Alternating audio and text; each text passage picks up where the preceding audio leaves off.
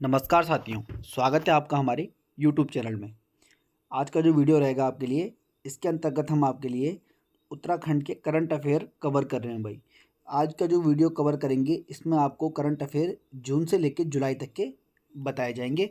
उसके बाद अगला जो वीडियो होगा उसमें जुलाई अगस्त के, फिर अगस्त सितंबर के वीडियो। इस प्रकार से आपको सारे करंट अफेयर कंप्लीट कराए जाएंगे। पहले उत्तराखंड के, उसके बाद इंडिया के करंट अफेयर की सीरीज शुरू की जाएगी। चलिए शुरू करते हैं आपका पहला करंट अफेयर।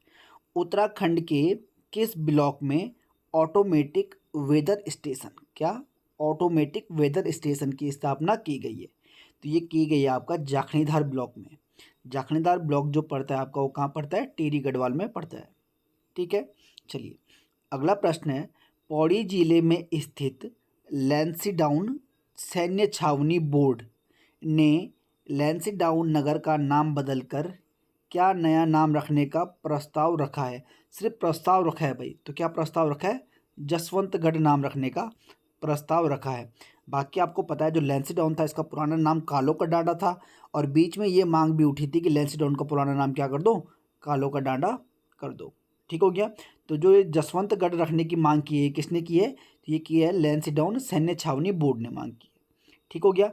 आपने एक प्रश्न का उत्तर कमेंट में देना है भाई। जो लैंसीडाउन सैनिक छावनी है, आप इसका निर्माण कब हुआ था? लैंसीडाउन सैनिक छावनी का निर्माण कब हुआ था, ये आपने कमेंट करना है। ठीक हो गया। चलिए अगला प्रश्न हमारे पास आता है। उत्तराखंड की दो सगी बहनों को फ्लोरेंस नाइटिंगेल पुरस्कार मिला है। कब के लिए? 2022 व 23 के लिए। कौन सा अवार्ड? Florence Nightingale award. तो कौन सी दो बहनों को मिला है? तो ये मिला है आपका स्मिता देवरानी और अमिता देवरानी। इन दोनों बहनों को, स्मिता और अमिता। ठीक है, दोनों के लास्ट लाइन में ता भी आ रहा है, याद भी रख सकते हैं आप लोग, स्मिता अमिता। ठीक है, चलिए अगला हमारे पास क्वेश्चन है। खंड खंड में उत्तराखंड, ये पुस्तक है भाई, खंड खंड में उत्तराखंड, ये किताब है। ये किताब किसके द्वारा लिखी गई है? तो ये किताब लिखी गई है डॉक्टर प्रदीप भारद्वाज के द्वारा। किसके द्वारा? डॉक्टर प्रदीप भारद्वाज के द्वारा। अगला क्वेश्चन हमारे पास, एरोमा पार्क की स्थापना की गई है। एरोमा पार्क की स्थापना, तो एरोमा पार्क की स्थापना की गई है उधम सिंह नगर के काशीपुर में। कौन सा पार्क? Aroma park. ठीक है, चलिए अगला क्वेश्चन है हमारे पास। समर्थ पोर्टल शुरू करने वाला राज्यों में उत्तराखंड का स्थान है। तो उत्तराखंड का स्थान कौन सा है?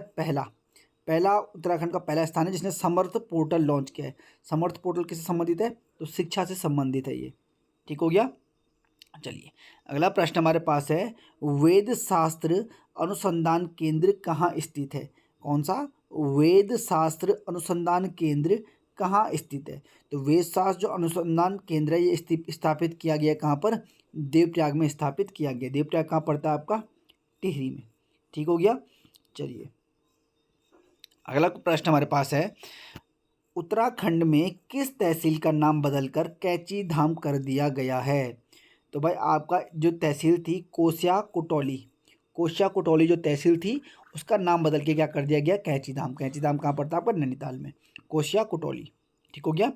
अगला क्वेश्चन है। उत्तराखंड में मशहूर फोटोग्राफर व एस्ट्रो विशेषज्ञों द्वारा एक एस्ट्रो वीक सम्मेलन, कौन सा सम्मेलन?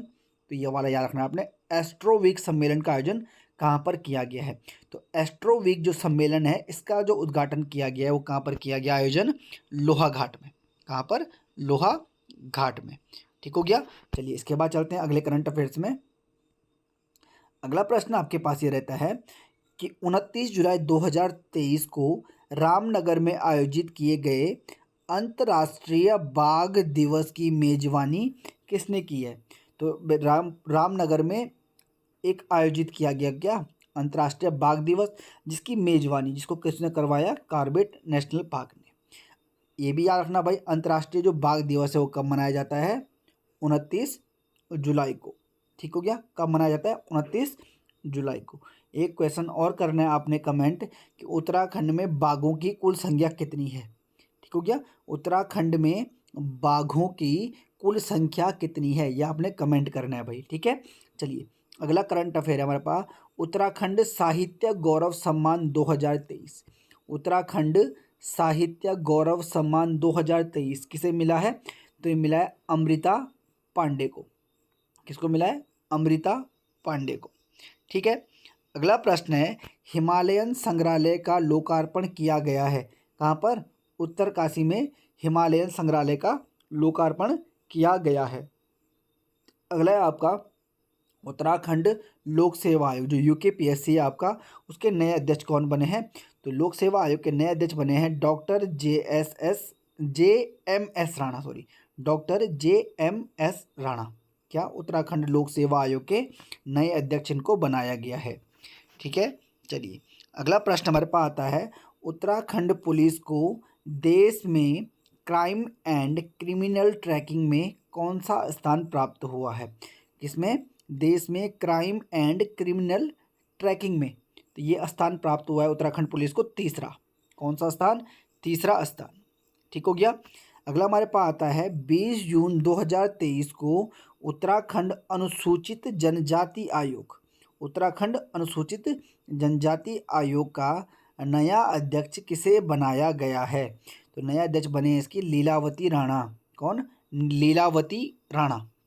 ठीक है, अगला प्रश्न है, पहली Uttarakhand state fin swimming championship, state fin swimming championship 2023 का आयोजन कहाँ पर किया गया है? तो स्टेट फिन जो स्विमिंग चैंपियनशिप का आयोजन किया गया है वो किया गया है हल्द्वानी में, जो पहली बार हुआ है। हल्द्वानी कहाँ पड़ता है आपका? नैनीताल में। ठीक है, चलिए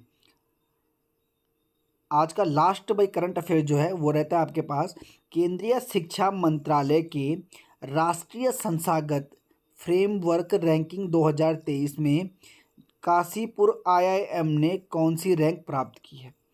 किसके द्वारा दिया गया? ये केंद्रीय शिक्षा मंत्रालय ने राष्ट्रीय संस्थागत फ्रेमवर्क रैंकिंग 2023 में काशीपुर जो हमारा IIM है इसको कौन सी रैंक दी है?